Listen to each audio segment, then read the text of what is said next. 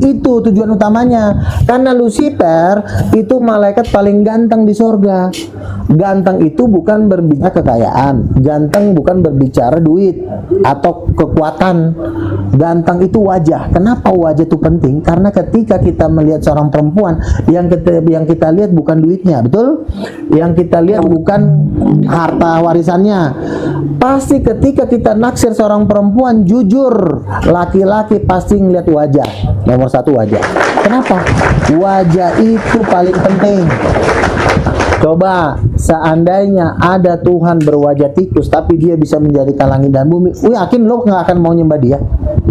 Wajah itu paling penting. Makanya Lucifer selalu mengatakan Tuhan itu tidak punya wajah. Karena kenapa? Supaya dia aja yang mukanya mau dilonceng. Karena Lucifer ini udah sering operasi plastik, pengen ganteng, akhirnya hancur kayak Michael Jackson.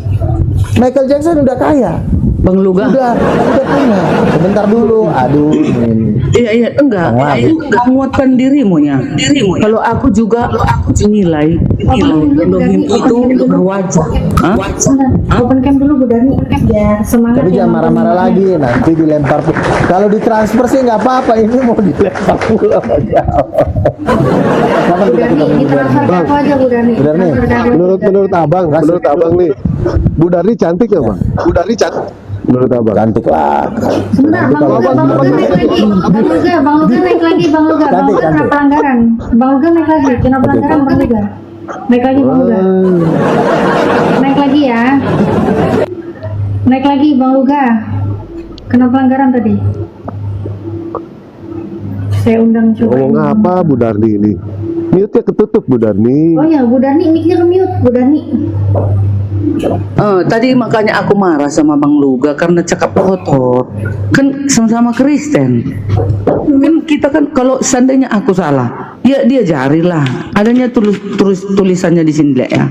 Nih, Efesus 4 ayat 9. Janganlah ada perkataan kotor keluar dari mulutmu, tetapi pakailah perkataan yang baik untuk membangun di mana perlu, supaya mereka yang mendengarnya beroleh kasih karunia. Kadang aku juga kalau marah-marah, ternyata aku tengok ayat ini, aduh aku udah sering kali aku kayak gini, pikirku ya kan, bertobatlah aku dulu ini, nggak mau lagi cakap kotor, kadang gitu. Makanya ada ayat. Lalu Efesus 5:4, demikian juga perkataan yang kotor, yang kosong atau yang sembarangan, karena hal-hal ini tidak pantas, tetapi sebaliknya ucapkanlah syukur. Ternyata begitu. Nah gitu. Jadi aku tadi mau ngomong sama Bang Luga, mau nanya tentang Tuhan kami. Nanti di surga kami akan melihat wajahnya. Betul itu kata Bang Luga. Kami akan melihat wajahnya. Suara saya kedengaran nggak sih? Tapi kalau aku, Bang Luga tadi kan ngomongnya ada Bapa, ada Yesus, ya kan? Berarti dua, bukan Esa lagi ya kan? Kalau Bu Darni ditanya, ya ada satu, gitu. Wajahnya, wujudnya itu yang kami nampak nanti.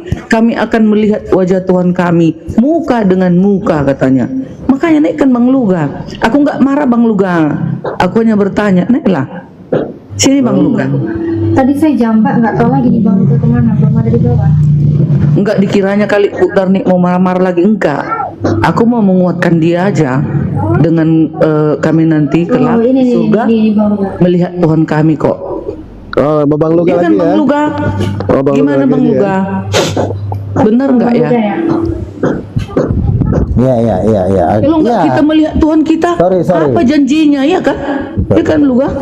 Gini Bu Darni, gini. Kan saya bilang ya, Lucifer itu tangan kanan, orang nomor satunya Tuhan. Ibarat kata setelah Tuhan baru Lucifer, baru Mikael, Gabriel dan lain-lain. Kenapa dia jatuh? Apakah karena masalah duit? Tidak. Apakah karena masalah dia pengen jadi kuat seperti tentu? Tidak. Cuma dia merasa pengen lebih ganteng dari Bapa. Makanya ada ayatnya, engkau menghancurkan hikmatmu demi semarak. Semarak itu apa? Ketampanan, keindahan. Kita berbicara Tuhan Maha Kuasa, tapi jangan salah, Tuhan itu juga Maha Indah. Maha Indah itu cuma diukur dari wajah. Nggak ada Maha Indah diukur dari mobilmu bagus, rumahmu bagus. Maha Indah itu makanya orang Korea itu semua operasi plastik karena pengen cantik, pengen ganteng. Makanya kegantengan ini penting, walaupun kegantengan itu kalau tidak diiringi dengan yang lain juga tidak berarti. Makanya, tetapi Lucifer jatuh bukan karena kekayaan, bukan karena kepintaran, bukan karena kekuatan, dia punya otot, tidak, tapi karena ketampanan. Makanya Lucifer nggak pengen ada orang ganteng di samping dia. Makanya satu-satunya dibikin Tuhan nggak punya wajah sekalian. Udah, Tuhan itu nggak ada wajahnya, dia bentuknya angin. Udah, muka gua aja yang lo lihat, gue yang paling keren. Itu makanya ada ajaran Tuhan tidak ada wajahnya, Tuhan tidak berbentuk. Bentuk tubuh itu kan keindahan, gambar. Tapi kan banyak pendeta itu kan sifat itu adalah karakter kebaikan. Tapi jangan salah, kemahaindahan Tuhan ini juga diekspos, karena orang kalau tidak ada indahnya maka tidak akan ada daya tarik. Betul nggak? Contoh misalnya, ada Tuhan menjadikan langit dan bumi, tapi wujudnya adalah kucing. Mau kita nyembah dia? Nggak akan mau, sekalipun dia menjadikan langit dan bumi. Kita butuh Tuhan yang indah. Apa? Bapa di sorga. Makanya Lucifer selalu menghancurkan wajah Bapa dengan mengatakan Tuhan tidak punya wajah. Wajah itu nomor satu. Sampai Tuhan ya, saking gantengnya Bapa, dia bilang begini, tidak ada seorang pun yang bisa hidup melihat wajahku bisa bertahan hidup. Saking mahalnya wajahnya. Nih, gua kasih nih punggung gua. Punggung dikasih sama Musa, tapi tidak dengan wajah, karena wajah itu terlalu mahal. Betul nggak? Wajah itu mahal, bro. Bersyukur kita punya wajah yang mau berapapun kita syukurin, tapi wajah itu mahal, gitu loh. Nah, makanya Lucifer, rajanya iblis, menghancurkan dunia itu adalah menghilangkan wajah Tuhan nomor satu, karena dia pengen menjadi orang ganteng. Makanya di dunia keartisan, dunia modeling, itu nomor satu tuh wajah ganteng. Nah, jadi itu perlu. Makanya dikatakan, marilah kita menciptakan manusia itu menurut rupa. Oh, ngeri loh. Menurut rupa kita. Untuk apa? Supaya mereka berkuasa atas ikan-ikan di laut, burung-burung binatang. Coba kalau ada misalnya babi hutan ketemu singa. Singa ngelihat bentuk rupa babi hutan, dikemek gak? Dimakan langsung. Ketemu apapun dimakan. Tapi kalau dia ketemu manusia, gambar dan rupa Allah, tunduk semua singa maupun binatang-binatang di laut. Ikan pun tunduk sama manusia. Kenapa? Karena dia melihat rupa. Coba lo bentuk lo kayak ikan duyung, dikejar lo sama paus. Tapi ketika lo bentuk lo manusia, dia mikir 10 kali. Kucing pun kan, kalau anjing pun kalau ketemu kita kan dia bisa takut. Kenapa? Karena rupa. Anjing itu tidak melihat sifat, dia melihat rupa kita. Ketika rupa kita adalah rupa manusia, oh ini gambar Tuhan nih, nggak bisa gua lawan nih, cabut, lari semua binatang-binatang, kucing, apa semua tahu. Karena rupa manusia ini mahal. Nah, inilah yang dilakukan oleh gereja Katolik untuk menghancurkan gereja, supaya yang diekspos adalah bukan Tuhan lagi, bukan wajahnya Tuhan, udah wajah manusia lah yang diekspos. Foto, selfie, makanya banyak orang selfie. Ada orang mau foto pantatnya kan? Enggak, pasti foto wajahnya, pasti foto nih gua, karena pengen nampakin muka. Nah, itulah sifat Tuhan, bahwa manusia itu serupa dan serupa. Silakan. Lagi pula ada ayatnya, berbahagialah, Matius 5 ayat 8. Berbahagialah orang yang murni hatinya, karena mereka akan melihat Elohim. Wahyu 22 ayat 4. Dan mereka akan melihat wajahnya, dan namanya akan tertulis di dahi mereka. Itulah kemenangan terakhir di akhir zaman. Maka kita berbahagia, umat-umat Tuhan nanti akan melihat wajah Tuhan kita itu muka dengan muka. Haleluya. Luar biasa kalau Bang Luga. Oke. Bang Luga, ini tadi kembali lagi ke Kejadian 1:27 ya. Kalau melihat gambarnya laki-laki dan perempuan. Nah, kalau laki-laki ini udah tahu nih, ada Bapa, ada Yesus, kita tahu lah. Yesus laki-laki. Terus ini yang perempuan ini gambar Tuhan yang mana ini maksudnya ini? Mungkin itu ya, ke situ ya Bang Luga, Bu Darni. Ya, betul. Jadi gini, kalau ada Bapa, pasti ada perempuan. Kalau ada Tuhan laki-laki, pasti ada Tuhan perempuan. Karena begini, ada ketidakmampuan di dalam diri seorang laki-laki, yaitu apa? Dia tidak bisa hamil. Dia tidak bisa hamil. Itu apa? Hamil itu adalah menciptakan suatu kehidupan. ya, itu tidak bisa dilakukan oleh laki-laki. Yang bisa, kenapa Allah Bapa tidak bisa hamil? Kan Tuhan itu kan harusnya bisa segala-galanya, tidak dalam satu hal, yaitu Allah Bapa, bahkan Yesus pun tidak bisa hamil, ya. Ada ayatnya Yesus hamil maka dia melahirkan, tidak. Karena kenapa? Yesus tidak punya rahim. Betul, berarti Tuhan yang dianggap selama ini oleh orang Kristen ada kekurangannya, yaitu Tuhannya tidak bisa hamil. Maka harus ada Tuhan perempuan, yaitu Roh Kudus, ya. Roh Kudus ini bisa melakukan sesuatu hal yang tidak bisa dilakukan oleh Bapa, yaitu hamil. Ada ayatnya, maka Bapa hamil, kan tidak ada. Tapi kalau Roh Kudus ada, kamu akan dipenuhi oleh Roh, kamu akan diberikan kehidupan oleh Roh, ya. Kejadian 1 ayat 26, perempuan diciptakan menurut gambar Allah. Ingat, bukan cuma laki-laki yang gambar Allah, ternyata perempuan itu juga gambar Allah. Pertanyaannya, Allah yang mana yang bentuknya perempuan? Jawabnya cuma Roh Kudus. Kenapa? Roh Kudus, dia bisa hadir di seluruh tempat. Bapa dan Yesus tidak. Makanya yang bisa memenuhi manusia itu cuma Roh Kudus. Kenapa bukan tidak disebut kamu akan dipenuhi oleh Bapa, kamu akan dipenuhi oleh Bapa? Enggak ada ayatnya kamu akan dipenuhi oleh Roh Kudus. Karena kenapa?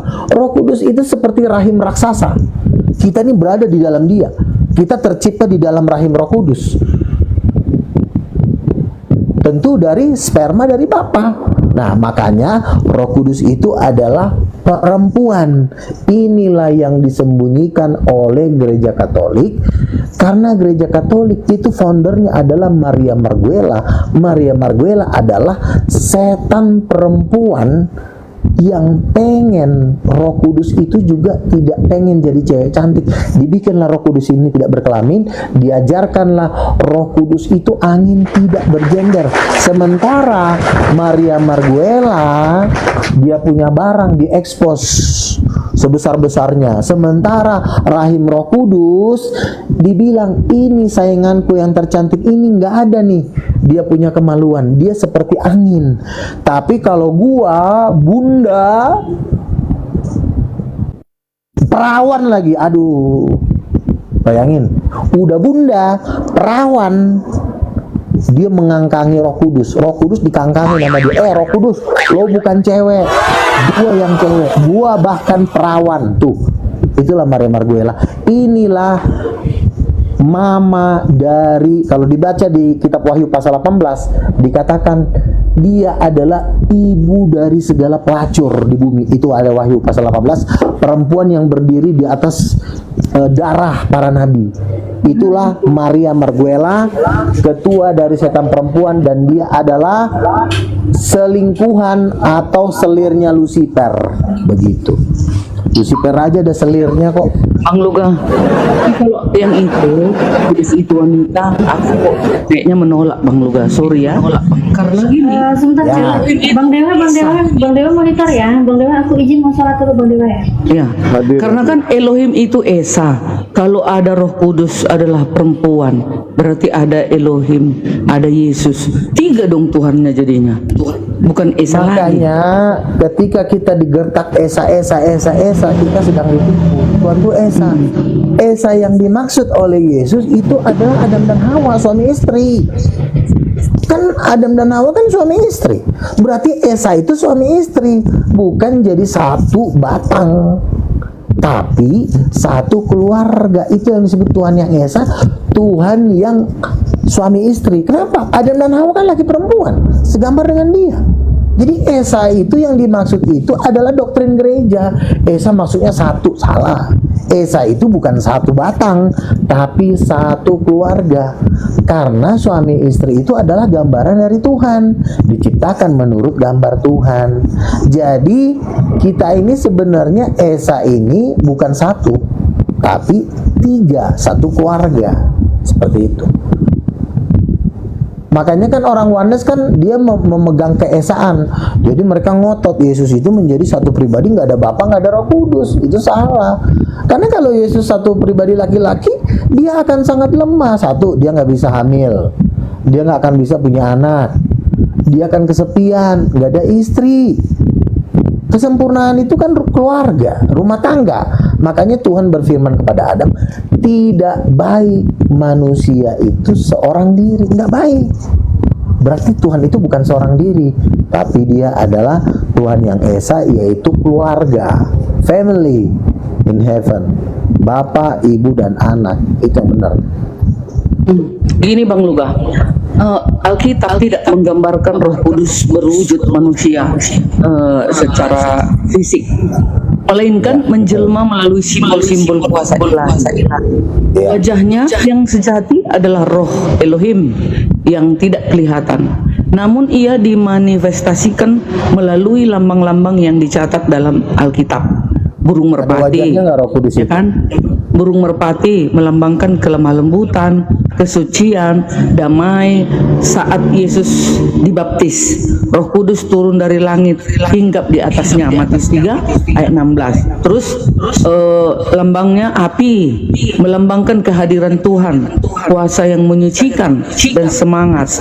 Saat hari Pentakosta, Roh Kudus turun dalam rupa lidah-lidah api yang hinggap di atas para murid. Kisah Para Rasul 2 ayat 3. Angin ya, lambangnya ya, lambang-lambangnya angin, nafas, melambangkan kehidupan dan kuasa yang tidak terlihat namun nyata nampaknya.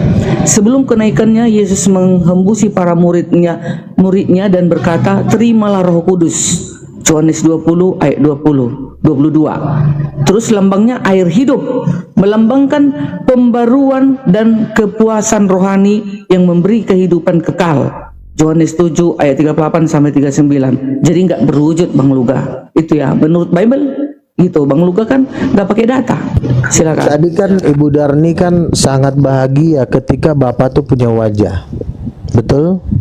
Kita akan melihat wajah Bapak. Yes, betul sekali. Kalau Iya, nggak ada sekarang- wajahnya, ngapain? Capek-capek berdoa, capek-capek berbuat baik. Betul. Nah sama Bu Darni, sama Bu Darni. Kalau Roh Kudus juga tidak punya wajah, ngapain dia menu-menuhin kita, menghibur-hibur kita? Kalau mukanya juga kita nggak pernah lihat. Bagaimana kita bisa sayang sama seseorang kalau dia itu nggak ada bentuknya? Contoh, Bang Luga, saya mau ngenalin cewek. Cewek ini sayang banget sama Bang Luga, tapi sayang, dia nggak ada wujudnya, nggak ada bentuknya. Bisa nggak kita sayang kepada sesuatu yang tidak berwujud? Nggak bisa. Kita menyayangi angin, menyayangi sesuatu yang tidak pernah kita lihat, tidak bisa. Makanya Yesus turun supaya kita bisa sayang sama Bapa melalui Yesus. Jadi semua itu harus ada wujudnya supaya bisa ada sayang. Yang tidak bisa sayang cuma benda mati, misalnya kayu. Kita tidak bisa mencintai kayu karena dia wujudnya nggak ada. Kita cuma bisa mencintai apabila dia punya wujud. Contoh bapak laki-laki, kita sayang, kita bisa peluk dia.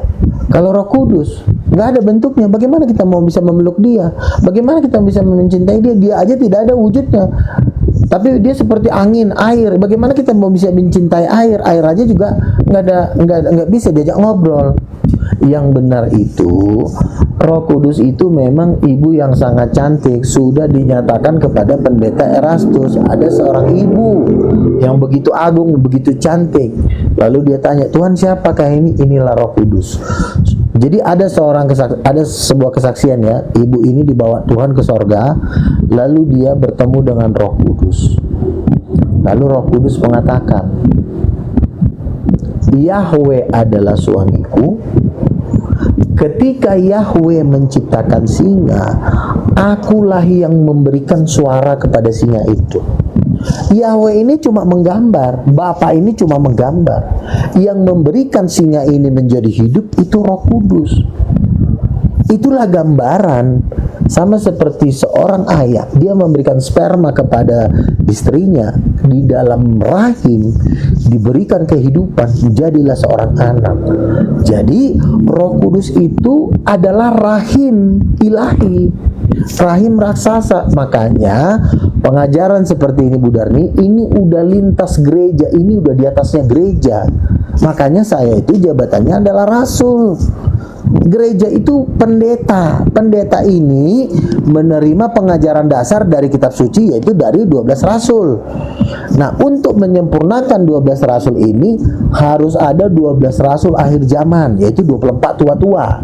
Saya adalah salah satu yang duduk di 24 tua-tua itu, yang diutus oleh Tuhan untuk menyempurnakan ajaran yang disampaikan oleh 12 rasul dan para nabi, bahwa Roh Kudus adalah perempuan, itulah ibu kita.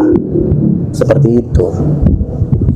Saya rasa oke, kalau Bu Darni belum bisa menerima, tapi jangan salah ya, 90% orang Islam mengatakan masuk akal, belum mengimani tapi sudah dibilang masuk akal, masuk di akal, bilang gitu. 90%. Nah, selain berbentuk Roh Kudus ini, selain berbentuk lambang yang dapat dirasakan efeknya, Roh Kudus memiliki karakter dan peran sebagai pribadi. Ia bertindak sebagai penghibur, penasehat, dan roh kebenaran yang tinggal di dalam diri orang percaya. Untuk menggali lebih dalam mengenai karya dan kehadiran Roh Kudus, Anda bisa membaca menjelaskan lebih lanjut dan muter ayat ini, artikel seperti ayat Alkitab penting tentang Roh Kudus, ya begitu ya. Jadi 8 lebih tadi, Roh Kudus tadi penghibur, ya itu Sifat dia ya. penghibur itu Benar nih, sifat penghibur itu cuma ada di dalam perempuan. Ya, di dalam. Jadi gimana ke dalam diri laki-laki datang istri Elohim? Dia pahin laki-laki itu. Sebentar, sifat penghibur itu cuma ada di dalam perempuan. Contoh, ketika seorang bayi, dia tidak mungkin mengisap susu ayahnya karena keras. Itu tidak akan menghibur. Misalnya ada bayi nih, bapaknya suspek, binaraga, ditetein, itu nggak akan menghibur, justru dia napasin nangis. Tapi ketika dia mau disusui ibunya yang lembut, dia pasti tidur dengan tenang. Makanya dikatakan Roh Kudus itu menghibur. Terus yang kedua, Roh Kudus itu suaranya lebih lembut dari laki-laki. Kita kalau kedengarin suara cowok, bawahnya pengen ribut. Tapi kalau kita dengerin seorang perempuan, kita tenang, adem. Makanya dibilang Roh Kudus itu penghibur. Dan sifat penghibur cuma ada di perempuan, nggak ada di laki-laki sifat penghibur. Di laki-laki itu cuma sifat kepemimpinan, ngatur, meluruskan, menghakimi. Tapi kalau perempuan enggak. Makanya ketika anak nangis, dia pasti lari ke ibunya, mama, gitu. Anak pulang sekolah yang cari, "Pa, mana mama?" Nggak ada. "Ma, mana papa?" Nggak, pasti mama yang dicari. Karena kenapa? Sifat seorang anak itu selalu dia pengen. Kita pun lebih gampang lulu kepada seorang perempuan. Saya kalau ketemu bapak saya paling lihat-lihatan, diam-diaman. Tapi kalau ketemu sama mama saya, ya pasti nangis. Karena kenapa? Sifat penghibur itu cuma ada di perempuan. Jadi sifat penghibur nggak ada di bapak, nggak ada di Yesus. Makanya Yesus berkata, "Aku akan mengutus seorang penolong yang lain yang akan menghibur kamu, menginsyafkan." Bapak sifatnya menghakimi, tapi ibu sifatnya menginsyafkan. Beda. Jadi sifat perempuan itu adalah sifat ilahi. Jadi fix 1000% Roh Kudus perempuan. Juga nanti kalau ke surga, Bang Luga nanti melihat Elohim, istrinya perempuan, baru Yesus, 3 gitu, 3. Ada, iya betul. Makanya tidak semua ditulis di Alkitab. Kalau sistem dalam kerajaan memang yang duduk 2 orang kan, karena sifatnya memerintah sebagai raja. Tapi aku biar turun Bang Luga, biar turun aku. Nah, itu kan Bang Luga yang pengertiannya seperti itu. Kalau Bu Darni tetap satu yang dilihat di surga, tunggal. Hanya yang dilihat nanti Tuhan Yesus, gak ada yang lain. Ya, Tuhan Yesus dan beserta para malaikat dan nabi-nabi, dan Dia datang akan menjemput orang-orang yang kudus. Maka nanti kita kan sudah diubah. Tubuh kita kan nanti kan tubuh kemuliaan, tak berdosa lagi. Maka kita akan melihat wajah Tuhan kita. Nah, disitulah nanti kita menyaksikan wajah Tuhan kita muka dengan muka. Haleluya ya. Satu ya. Kalau Bang Luga 3 ya nggak apa. Namanya juga manusia. Ya kan Bang Luga? Dan ya. Jadi gini. Oke lah, makasih. Aku mau dagang juga. Bu Darni, belum beres. Ya. Apalagi? Penutup Ya. ini Bu Darni ya, gini ya. Aku juga mau Jangan tutup. oke gini. Bu Darni kan tuannya laki-laki. Tuannya cowok, berarti kan yatim piatu, tidak punya ayah, tidak punya ibu kan.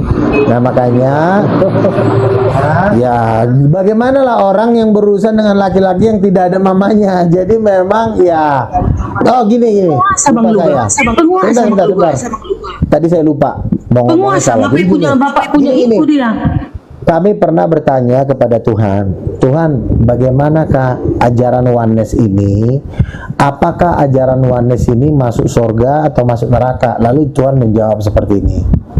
Setiap manusia di bumi ini itu dikaruniai berbeda-beda tingkatan. Orang oneness, mereka cuma percaya Yesus adalah Tuhan, tidak ada Bapa dan Roh Kudus. Mereka juga akan masuk surga, cuma memang mahkotanya nggak dapat. Tapi kalau orang Tritunggal seperti saya ini mahkotanya bertingkat-tingkat karena dia mau berpikir luas. Tapi memang tidak semua orang dikaruniai berpikir luas. Itulah yang Tuhan bilang tentang oneness. Nah, jadi oneness ini tetap masuk surga, tetapi itu pun harus penuh Roh Kudus. Itu nomor satu. Tapi kalau tidak penuh Roh Kudus, cuma ngomong-ngomong Yesus Tuhan satu-satu kayak model Samuel dan kawan-kawan, itu kami sudah kemarin ada teman saya dapat penglihatan, mereka menjadi pengemis di dunia. Saya dilihat mendapatkan emas itu sampai emasnya 5 kilometer. Datanglah 4 tinggi oneness, 1 Jerry Elim, Living Smile, ada Billy Lin, sama Tom. Itu ngemis-ngemis ke saya. Dan puji Tuhan saya nggak kasih speser pun. Itu penglihatan dari seorang teman saya yang bernama Jonathan.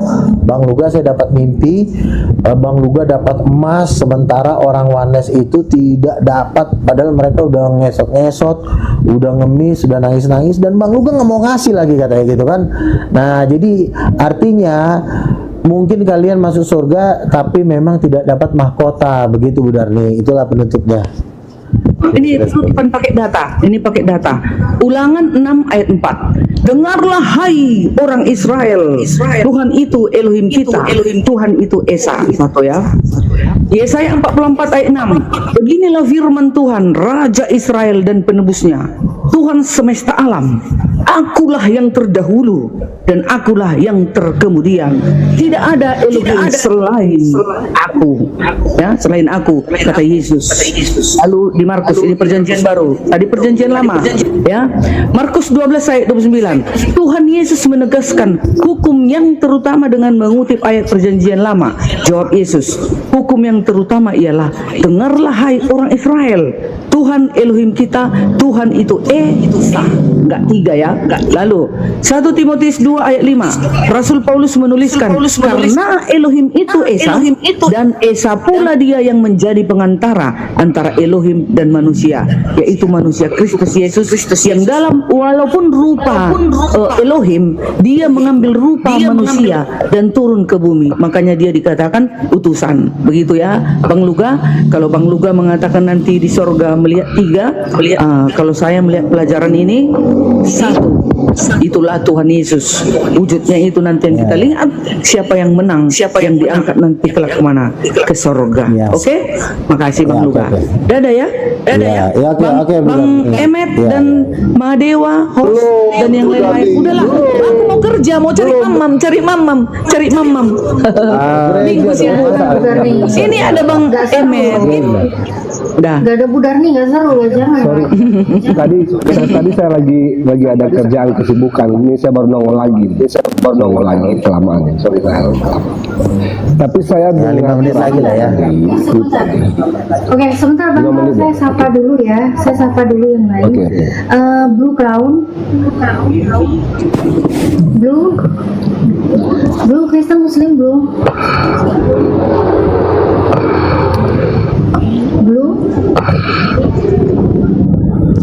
Narwastu.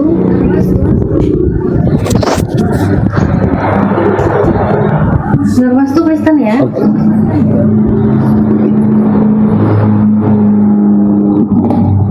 Oke. Saya bisa menanggapi sedikit ya, sedikit Bang Luga ya.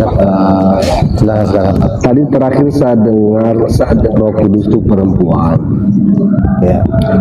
Saya paham bahwa pneuma itu bentuknya feminim, sehingga Anda menafsirkannya bahwa perempuan. Sekali lagi saya sudah konsisten bahwa Allah itu roh. Nah, bentuk feminin itu tidak selalu artinya perempuan. Misalnya, Bang Luga ya, dalam bahasa Arab, ini ini mengetahui matahari itu kalau nggak salah alsim ya, saya lupa, saya pernah baca itu bentuk feminin. Matahari itu bentuk saya itu feminin. Bang Kol bahasnya di Bible aja, di Bible nggak pakai Arab original teksnya Bang Kol. Ini saya mau jelaskan sebentar saya jelaskan supaya Bang Luga tahu ya. Matahari itu bentuk feminin. Pertanyaan saya, apakah matahari itu perempuan? Oke, saya jawab. Kalau ada pun dalam artian dalam bahasa Ibrani atau kode-kodenya bahwa matahari itu feminim, tapi faktanya kan matahari itu benda mati dan tidak masuk dalam pembahasan kita. Kita ngomong sekarang yang adalah makhluk hidup. Itu yang hidup saya mau ini. bilang. Ya sebentar, saya lagi menjawab ini. Saya lagi menjawab. Yang kita bahas ini bukan arti kode-kode dalam bahasa Ibrani. Kode-kode itu menurut saya nggak terlalu penting. Yang penting adalah Adam dan Hawa diciptakan bukan dalam bentuk kode. Dia benar-benar perempuan, ada bentuk tubuh perempuan. Nah, jadi yang kita bahas di sini manusia. Saya tidak peduli dengan kode-kode itu, karena kode-kode itu bukan firman Tuhan, betul nggak? Kode-kode dalam bahasa Ibrani Itu yang saya mau tidak ditulis. jelaskan. Sebentar dulu. Adalah Kode- tata bahasa. Iya, tata bahasa ini juga kan yang bikin manusia, ilmu pengetahuan yang berkembang dari zaman ke zaman, maka dibikinlah kode-kode. Tetapi itu bukan firman Tuhan. Pertanyaan saya, Firman Tuhan bagaimana itu Anda adalah memahami dasar. kitab suci kalau Anda nggak mengerti kaidah bahasa, sehingga Anda ngawur. Maka ketika disematkan kepada Roh Kudus bentuk feminin, Anda mengira itu perempuan.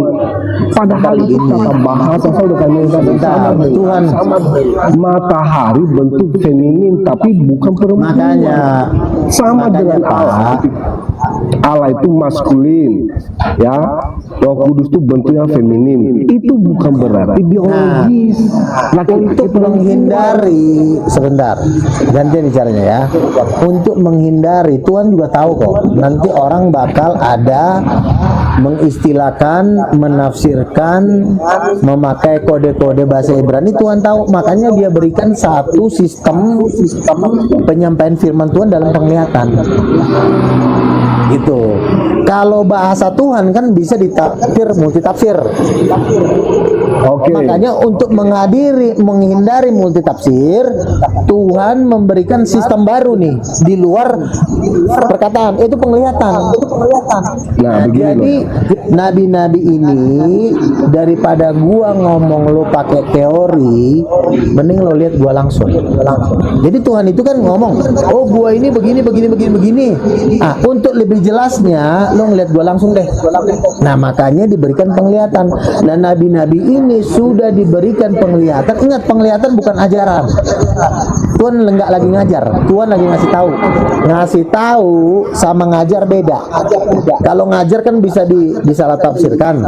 Oh, arti laki-laki, saya bisa kok tafsir. Sesungguhnya laki-laki itu adalah bencong. Bencong diambil dari bahasa Cina, cincong misalnya. Saya bisa atur-atur itu bahasa. Dan bahasa Cina serap dari bahasa Afrika. Iya, maksud saya, makanya Tuhan kasih penglihatan. Lo lihat, Tuhan ini laki apa perempuan, dan sudah ditunjukkan kepada Nabi Yeskiel Tuhan itu laki-laki, sudah ditunjukkan kepada Nabi Yesaya Tuhan duduk. Kalau duduk berarti bukan angin. Rasul Yohanes sudah memperlihatkan kepada di Pulau Patmos Tuhan itu duduk seperti rupa manusia. Apalagi sih mau paksain jadi angin, nanti lo mati. Oke, saya rasa teman-teman, saya rasa cukup ya. Makasih ya Iriani ya. Selamat malam. Bang Luga. Bang Luga. Oke. Saya dengar dulu dong satu. Kenapa lari? Jadi gini host, artinya kalau bukan berarti saya ini ya, Bang Luga ini sama sekali ya tidak mengerti kaidah Alkitab. Ya. Tadi saya sudah bilang ya dari awal ya, dia nggak bisa membaca misalnya 1 Yohanes 1 ayat 18. Bang Luga kalau masih di bawah baca itu baik-baik.